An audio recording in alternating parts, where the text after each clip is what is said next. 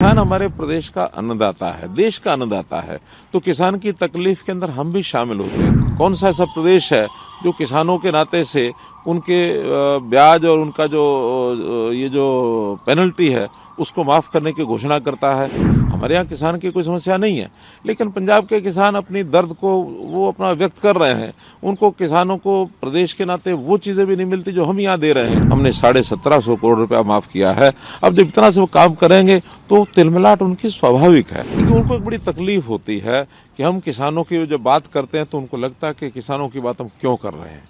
किसान हमारे प्रदेश का अन्नदाता है, देश का अन्नदाता है, तो किसान की तकलीफ के अंदर हम भी शामिल होते हैं। किसानों के नाते से हमने जितना किया है शायद ही कोई और प्रदेश कर रहा हो।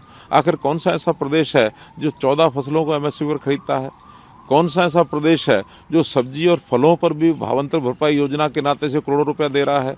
कौन सा ऐसा प्रदेश है जिसने पिछले 10 सालों से अपने जो मुआवजे की राशि है 10 गुना कर दी हो?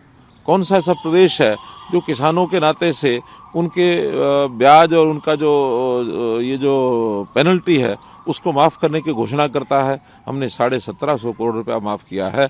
अब जब इतना से वो काम करेंगे तो तिलमिलाट उनकी स्वाभाविक है। उनकी तिलमिलाट है कि किसानों के बारे में तो हमेशा इतनी बातें करते, फिर हम किसान के बारे में कैसे अपने आप को जुड़ेंगे? अब ये अलग बात है कि किसानों का, हमारे यहाँ किसान की कोई समस्या नहीं है, लेकिन पंजाब के किसान अपनी दर्द को वो अपना व्यक्त कर रहे हैं। उनको किसानों को प्रदेश के नाते वो चीज़ें भी नहीं मिलती जो हम यहाँ दे रहे हैं। उनके दर्द के साथ ही मिलकर के खड़े होना चाहते हैं, जबकि किसान उनको पूछता नहीं है। आज किसान समझ गया है कि कौन हितैषी सरकार हमारी है, तो इसलिए किसानों की कोई भी बात जब करते हैं उस समय उनको तकलीफ होना बड़ा स्वाभाविक है। एक चीज जो सर इसमें प्रावधान किया कि पराली को लेकर के, चूंकि जब भी पराली की बात आती है तो दिल्ली एनसीआर के लोगों के कान खड़े हो जाते हैं, कोर्ट तक को इन्वॉल्व होना पड़ता है। आपने इसमें एक किया है कि पराली का जो प्रबंधन हो वो किस तरह से हो, इसके बारे में सर थोड़ी सी जानकारी दें। देखिए, हम पराली का प्रबंधन पहले दिन से कर रहे हैं।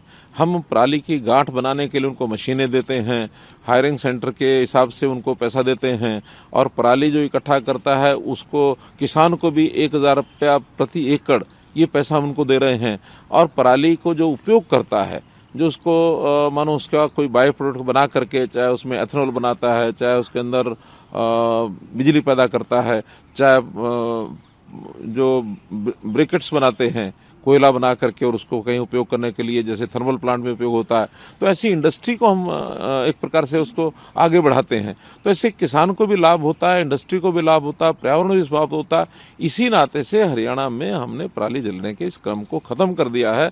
जबकि पंजाब, जो आम आदमी पार्टी जो हमेशा दिल्ली का शोर मचाती है कि भी पराली जल के यहाँ आ गई, पराली जल के आ गई, हमारा कहना है हरियाणा में तो पराली जलती ही नहीं है। अब पंजाब की जली हुई पराली वहाँ पहुँचती है तो या तो वो झूठ बोलते हैं, और या अगर जलती है तो उसकी जिम्मेदारी भी उन्हीं की है, तो पंजाब में शासन तो उन्हीं का है। आज जब सैटेलाइट के फोटोज आते हैं, उस सैटेलाइट फोटो में यानी अगर अंतर देखा जाए तो 10 और 100 का है। अगर हमारे यहाँ 10 केसेज होते हैं, उनके यहाँ 100 केसेज होते हैं ऐसे।